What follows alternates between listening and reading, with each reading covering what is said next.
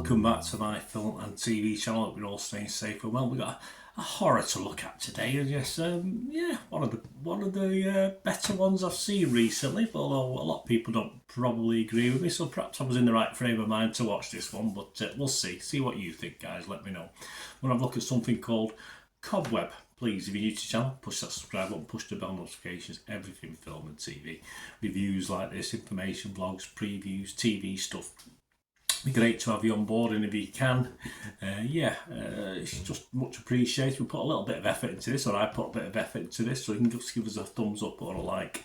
It'd be much appreciated. It brings a little warm glow to see those likes, so if you can do that for me, fantastic. Right, Cobweb, 88 minutes, is a 15 certificate here in the UK. A horror thriller film. Yeah, horror, well, just a horror. All horrors are thrillers, I think, aren't they? Directed by Samuel Bodin in his directorial debut. Yeah, I think he did a good job. Not everyone agrees, but I thought he did. Screenplay was by someone called Chris Thomas Devlin, who's reasonably well known, I think. And it stars, good cast. I like the cast, I must admit. Scary enough as well for a horror. I liked it. Lizzie Kaplan, Woody Norman, Cleopatra Coleman, and Anthony Starr. Yes, a good little cast actually in this. Not many, but a good one. And it's about a poor 8-year-old boy who tries to investigate the mysterious knocking sounds that are coming from inside the walls of his house. Yes, no bells and whistles with this one. It's a simple enough plot for a horror, unveiling a dark secret that his sinister parents have kept hidden from him. These parents, I don't think I could have survived as a child with these parents, or he probably wouldn't have done anyway with these two. Cobweb had a limited theatrical release in the United States at the end of July 2023, and it's now in the UK towards the end of August 2023. So all my comments today are as at the 24th of August. So any scores, etc.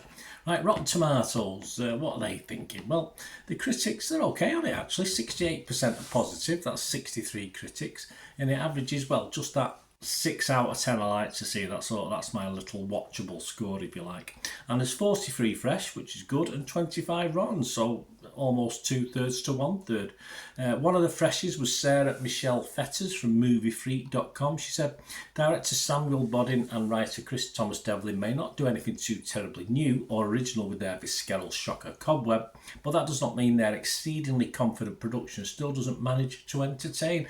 Now, if you watch my vlogs, all I want to be is entertained. That's the whole point of doing these vlogs and watching films, movies and TV. And with horror, I like to be a little bit scared as well. Hey, and it works on both fronts for me. A rotten note from David Rooney from Hollywood Reporter. He said, is it human or supernatural? Mortal or monster? Does it matter? It's a horror. Cobweb keeps the answers to those questions too vague to be satisfying. No, thinking too deeply, David, there. It's a horror. I'd like a little bit more backstory and perhaps padding out a little bit, but I just went with the flow and I liked it. The website's consensus, this itsy bitsy horror film creeps and crawls. It does. Metacritic, they're not as impressed as Rotten Tomatoes, the other critic site I look at. A score of 50 out of 100, that's based on 12 critics, and it scored anywhere as low as 25 out of 100 and as high as 83 out of 100. There was 4 positive, 5 mixed and 3 negative.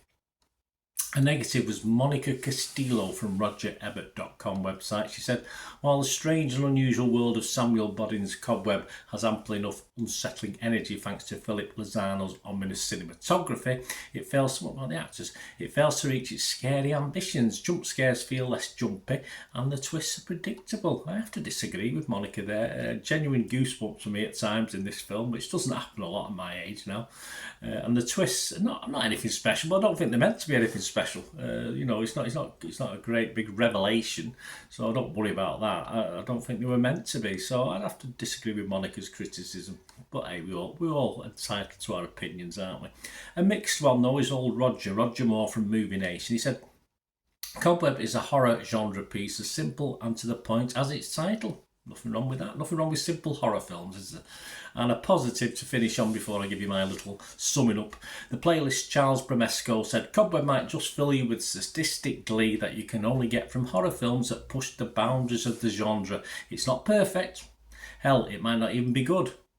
But Cobweb is an absolute delight and a blast to watch. All I can say is what he said. Simple as. Public, well, not over impressed. I'm a bit.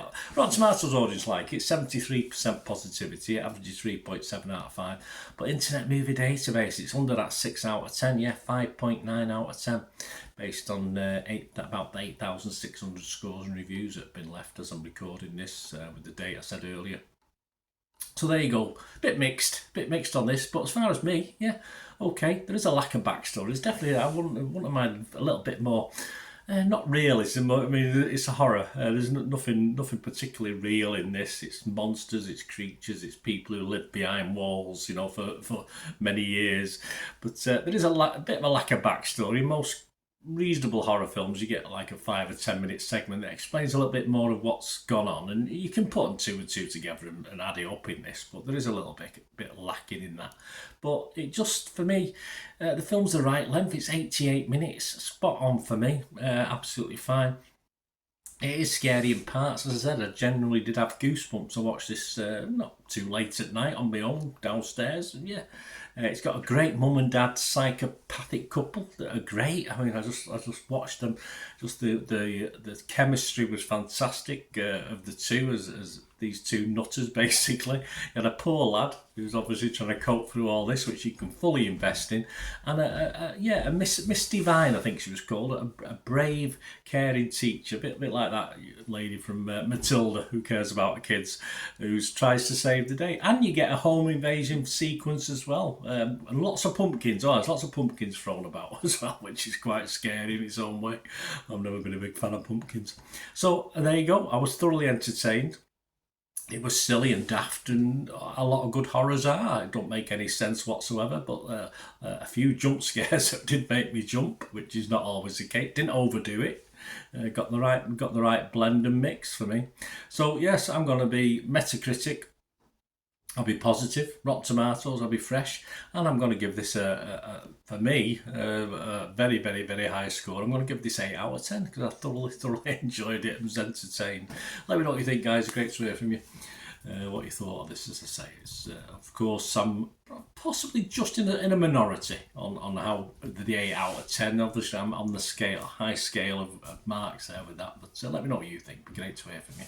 It's all opinions, isn't it? It won't be the same, and sometimes perhaps some people you're in a different frame of mind to watch certain films as other films. So but I can only score it as I see it, and that's what I'm going to give this one because I was thoroughly entertained.